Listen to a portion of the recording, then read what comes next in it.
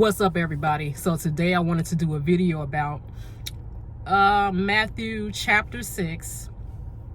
There's a few verses where Jesus is talking about how you shouldn't lay up treasures for yourselves in this world, but you should have them in heaven instead.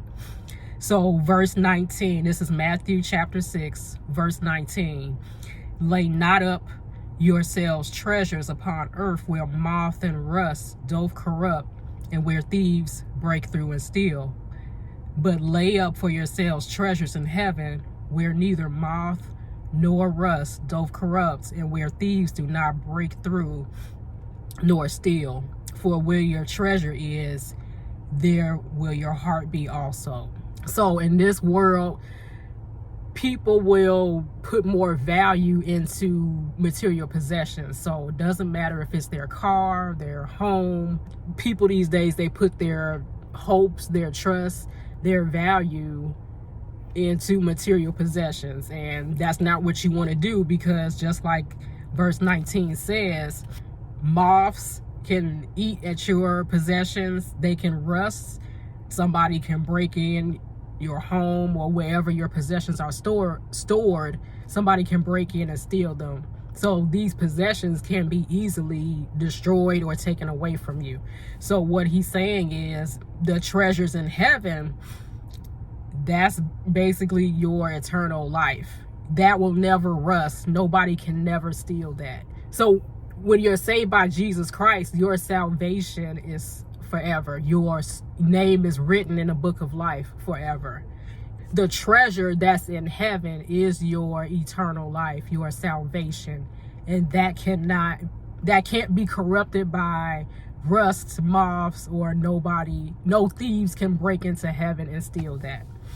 And the verse where he says, for where your treasure is, there your heart will be also. If your mind is constantly on your possessions, like for example, if you have a nice car and you're always looking at it, you're always admiring it, you're always washing it and just putting this vehicle on a pedestal, but then yet God has no place in your life, then that just shows where your heart really is. It's on your material possession. And don't get me wrong, there's nothing wrong with having nice things. There's nothing wrong with that. It's just, what is your mind on? What is your heart on? There's nothing wrong with having a nice car. It's nothing wrong with having possessions, things that you really want. But those possessions cannot help you have peace. Jesus is the only one that can give you peace when you're going through different things. If you're having a bad day and you need somebody to talk to, you can't talk to your car, you can't talk to your material possessions, but you can talk to Jesus.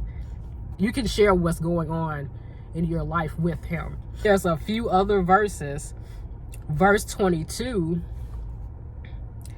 that says, the light of the body is the eye. If therefore thine eye be single, thy whole body shall be full of light. But if thine eye be evil, thy whole body shall be full of darkness. If therefore the light that is in thee be darkness, how great is that darkness? No man can serve two masters, for either he will hate one and love the other, or else he will hold to the one and despise the other. You cannot serve God and mammon. Another Bible that I have, I believe it's a New Living Translation. The verses about the eye being the light refers to spiritual vision. I guess thinking how God would want us to think, or seeing things how God would want us to see them. It's because Jesus is the way. He's the light. He's the light that exposes sin and exposes things that are going on in us.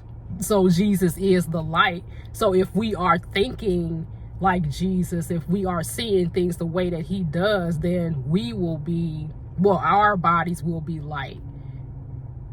We will be able to have peace, have joy, etc.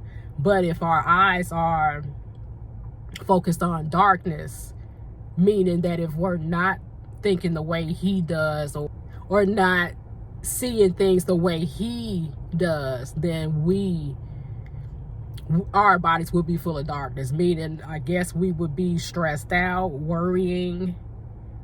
It is interesting because the verses after this talk about, you know, don't worry about what you're going to eat or drink, and how if God can provide for the birds and the fowls of the air, he can provide for us. So that's really interesting. Okay, the verse that's like, if thine eye be evil, it may not only refer to worrying or stress, like things that God tells us not to do. It may also refer to, like, I'm thinking it can also refer to things like if we're focused on things that we should not be doing, like being envious of other people or wanting to see other people fail, like just that type of evil sort of thing, then yeah, you'll be in darkness because your mind is on, okay, how can I destroy this person, and how can I, you know, compete with this person, or how can I take advantage of this person? You know, if your mind is on that, if your eyes are on that, if your mind is on that, you will be living in darkness. I just found this interesting and just wanted to share. Have a good day.